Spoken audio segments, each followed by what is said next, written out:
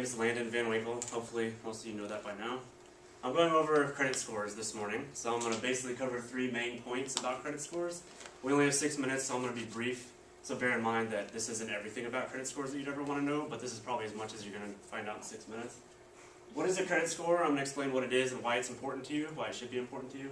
How can you find yours? I'm going to explain, give you a few resources for places that you can go to find your credit score. And finally, I'm going to give you a few tips on how to improve it if you're interested in having a better credit score so you can save some money. So your credit score is basically a 3-digit number. It's between 300 and 850, and it's generated by FICO. It's a company that tracks consumer information. There's 3 different agencies in the U.S. that track your credit score. They're Experian, Equifax, and TransUnion. They all keep separate credit reports for each person, so you may have slightly different information between the 3 agencies, but it should be relatively consistent. So you might have wondered, has anybody here ever applied for a loan? Anybody ever got turned down for a loan? So you may have wondered why it's so much easier for some people to get a loan and other people it's much more difficult. And credit score plays a big part in that. Your credit worthiness is a big part of what lenders look for when they're going to give you a loan, and your credit score has a major impact on that. So if you have a good credit score, you're going to be able to get lower interest rates and more favorable terms. You may not have to make a down payment. So a credit score is good if it's over 680. That's like a good target to shoot for. You're going to have a pretty easy time getting loans. Excellent is 720 or higher, and over 800 is considered flawless. So if you have over 800, you're going to get the best interest rates and the cheapest loans. Below 650, it gets worse obviously as you go further down, but below 650 you may have trouble getting loans. They may ask for additional documentation or a cosigner. So I'm going to go through an example that's going to demonstrate how much good credit can save you, or conversely, how much bad credit will cost you. So obviously, the better your credit score, the less money you're going to pay in interest. So I'm going to go over 3 people, just as a hypothetical. They all buy the same $30,000 car, okay? They get their loans through the bank. They all get a 5-year loan, which is a pretty standard auto loan, and they get 0 down. So they're all financing $30,000. The first guy has excellent credit, and he gets 0.9% interest for 5 years. The next person has good credit. They get 2.9% interest. And the third person is a little below average, and they qualify for 6.9%. So anybody want to take a guess how much more person 3 is going to have to pay in interest compared to person 1? Anybody? Over 5 years? Any guess? About $5,000 more. 5,000? That's a good guess. That's a really good guess. Alright, so this is exactly how much they're going to pay in interest. So you can see it's a pretty dramatic increase from 0.9%, 2.9, and 6.9. This guy here is only going to pay $691 over the course of that entire loan. So his total cost of the car is going to be $30,000 plus that $691 that he paid to finance it. This guy on the far right, 6.9%, he's paying $5,507.29. So he's paying almost $5,000 more than the guy with 0.9%. And that means that his car is costing almost $5,000 more.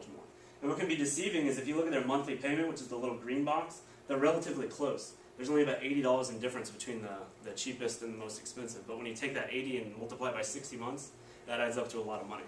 So having a good credit score can save you a lot of money. It's free to find your credit score. They're actually required by law. The 3 credit agencies are required by law to provide you with a report at your request once every 12 months. The Federal Trade Commission recommends that you do 1 every 4 months instead of requesting all 3 of your reports from each agency at the same time. Because if you do 1 every 4 months, you can monitor your credit score more regularly throughout the year. They have a site. It's called annualcreditreport.com. This is actually run by the government, by the Federal Trade Commission. You enter your information there, and they forward it to the credit reporting agencies so that you get your report. Because there's a lot of other sites out there that offer free credit reports, and they're not actually free. I have actually had a bad experience with one of those. You have to sign up for something, and it's a paid subscription, and then they give you a report, and then you have to cancel it, and they end up charging you money anyway. So the FTC recommends that you go to this site and avoid some of the scams that are going to take your money. If you do want to track it on a more consistent basis, you can. There are sites that you can pay for. It's called credit monitoring. You can pay roughly $6 to $30 monthly, and that depends mostly on if you want 1 agency's report or all 3. There are sites that will let you check all 3 at once.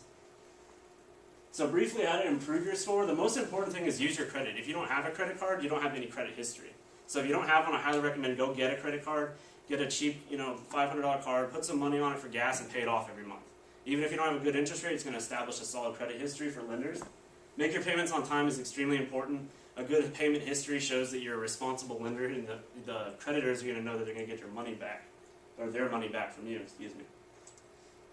Don't overextend yourself. A good goal is to keep your card balances below 25% of your available credit. So if you have a $2,000 card, a good goal is to keep it below $500. And this shows creditors that you're a responsible borrower and that you're not going to take on more debt than you can handle. And they'll be more likely to extend you a better term on a loan. This might seem kind of obvious, but you should avoid bankruptcy.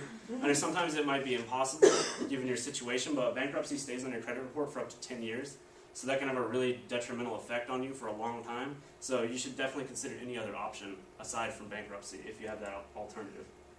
So in review, why a credit score is important is because it can help you accomplish your financial goals and it can help you save money, which those are great things. Everybody wants to accomplish their goals, we all like saving money. You can access it for free from each credit reporting agency once every 12 months, or you can do the round robin thing like I was talking about.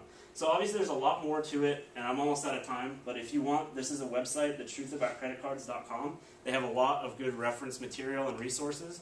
Also, I didn't make any handouts, but if you want any of the websites that were in this presentation, get with me after class, and I'll give them to you so you can do some research on your own. And that's all I have. Does anybody have any questions? Yeah. Does checking your credit affect your credit? That's a great question. No, checking your own credit is considered a soft inquiry. This is kind of getting outside of the scope of what I was going into, but it does not affect your score. When you apply for credit, when you apply for a loan, that's considered a hard inquiry, and those do affect your credit score. But you can check your own credit as often as you want, and it doesn't hurt your score, which is why those monthly monitoring agencies can be a good deal if you're trying to make sure that people aren't stealing your identity and such. If you're 18 and you can't get a credit card, is the only way to establish credit through those secure cards? I was 18 and I established my own credit without any co-signers. You might shop around for banks. You're not going to get a very good interest rate. You're probably going to end up paying 25% on a credit card. But like I said, if you pay it off every month, you're not going to carry a balance, which means you're not going to pay any interest. As long as you pay off the balance every month, it's going to establish a credit history, and then eventually you will get better rates. Okay. I paid 14.9% on my first car loan. That's astronomical. My last car I bought, I got 0.9%. And I did it all by just, slow process. I never had any co-signers. I just built it up slowly. So you have to start somewhere, and you're not going to start in the best place, but you'll get there eventually, you know what I mean? I think you had a question. Yeah.